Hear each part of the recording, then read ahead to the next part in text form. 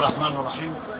أهلنا وأحبابنا أهالي مركز مكة الكرام، كل سنة وحضراتكم طيبين بمناسبة انتهاء شهر رمضان العظيم وعيد الفطر المبارك. أعاده الله عليكم وعلى أهلنا جميعا بالخير واليمن والبركات، وعلى مصرنا العزيز وطننا الحبيب ربنا عليه، وكل عام وحضراتكم بخير.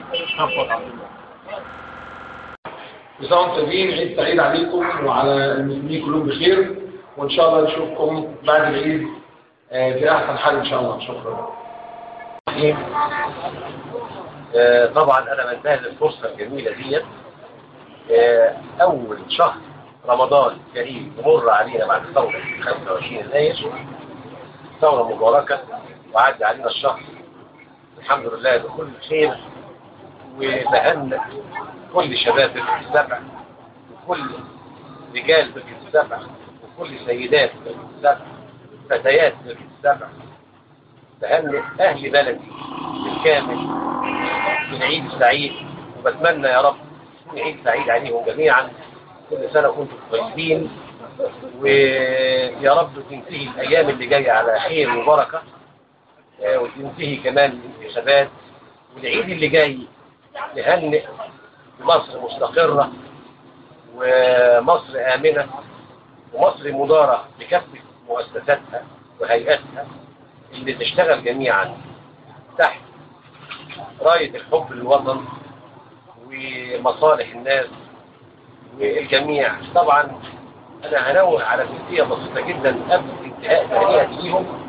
اللي هيصنع ده انتم الشباب، الرجال، السيدات، الفتيات، انتم اللي هتصنعوا ده في تقييمكم الدقيق واختياركم الواعي صادق. ان شاء الله تستقر الامور وتستقيم الامور. كل سنه وانتم طيبين، ومصر امنه ومستقره ودايما في العنان لامعه كنجم كبير. مصر بلدنا حبيبتنا كلنا. كل سنه وانتم طيبين، وربنا يديم كل خير والسعاده والبركه. منير مندور. إلى أهالي شهداء ثورات الوطن العربي، إلى الجرحى في الوطن العربي، إلى شرفاء الوطن العربي، إلى كل مواطن في هذا الوطن، كل عام وأنتم بخير، كل عام وأنتم بكل خير. بسم الله الرحمن الرحيم. أهالي بركة السبع، إخواتي، أبائي، أبنائي، لكل المسلمين بقول لهم كل سنة طيبين. تقبل الله منا ومنكم بعيد الفطر المبارك. عاد الله علينا وعليكم بالخير واليمن والبركات. أتمنى من الله سبحانه وتعالى في السنة الجاية نكون في أحسن حال، تكون مصر بخير إن شاء الله، وأكثر أمانا وأكثر سخاء وأكثر عدلا.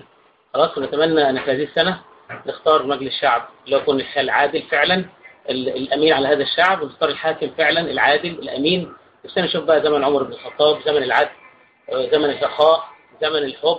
خلاص، الناس ما تحتاجش حاجة من حد، يبقى في بيت المال، كل اللي محتاج يتجوز يروح يتجوز من بيت المال، كل اللي محتاج حاجة مساعدة يروح بيت المال، وكل اللي محتاج أي حاجة شاب يلاقي شقة ويتجوز ووظيفة في ظل الإسلام العادل.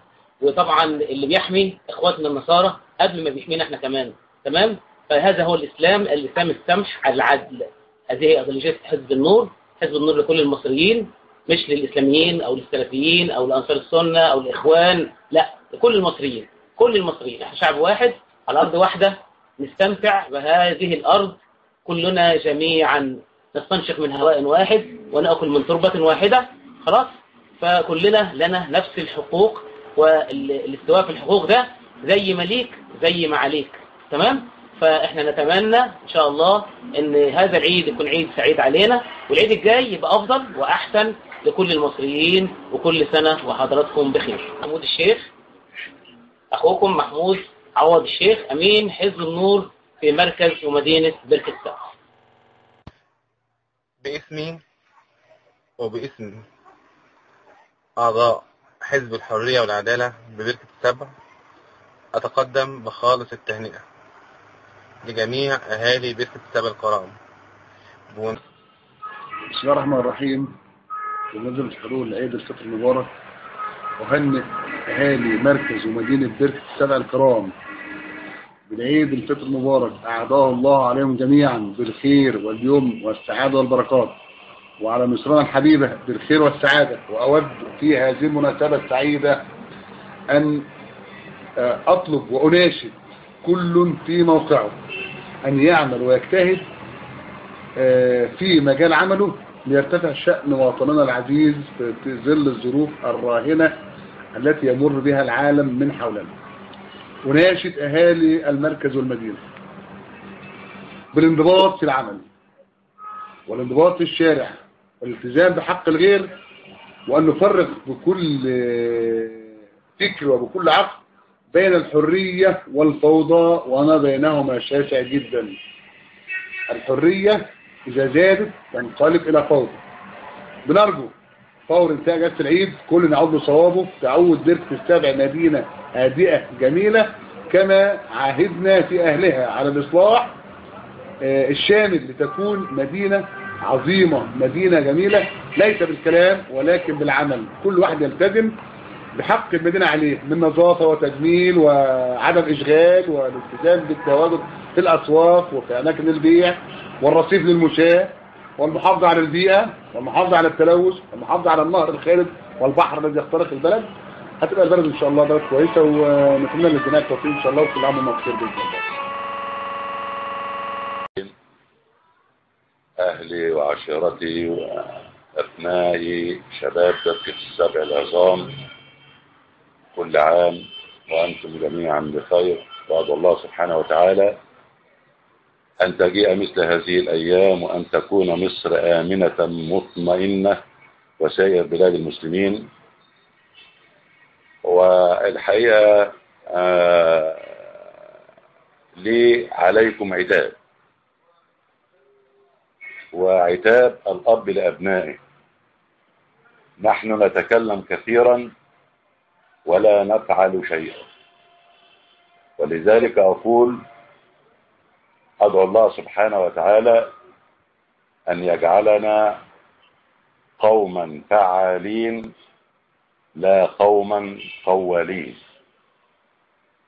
في مساء هذه الليلة المباركة ليلة العيد أجد الطريق العام في بركة السبع الأم، المدينة الأم لمركز بركة السبع، شارع يرثى له به من الرتش والمخلفات، مخلفات الأرصفة والكسر والتراب والأتربة يعني شيء يعني أحزنني كثيرا، لأن يعني إمكانيات مجلس المدينة إمكانيات محدودة، وكنت أرى في الشباب الطاقة وأرى في الشباب الثوري أنه يمتعض لمثل هذا المنظر الحزين ونحن نقبل على صباح العيد. فكنت أتمنى من هؤلاء الشباب خاصة أن يكونوا مجموعات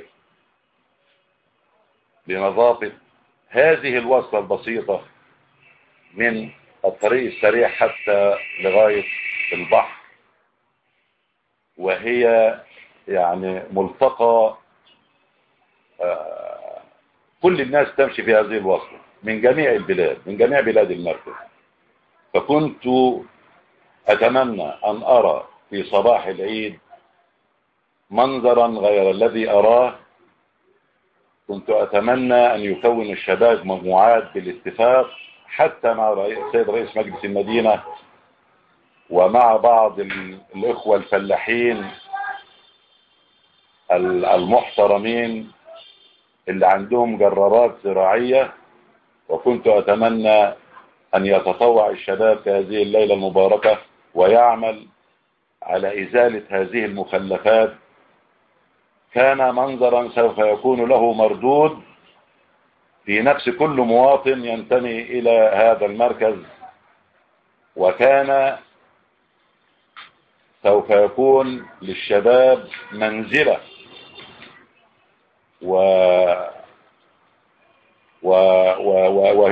وكثير من الثقة فيهم، لأني أنا يعني